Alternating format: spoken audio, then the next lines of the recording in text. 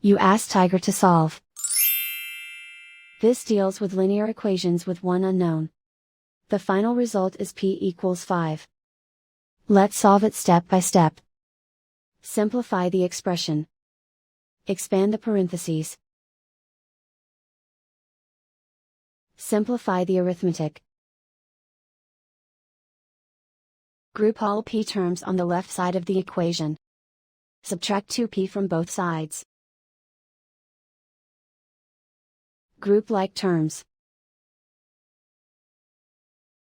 Simplify the arithmetic. Group like terms. Simplify the arithmetic. Group all constants on the right side of the equation. Add 11 to both sides. Simplify the arithmetic.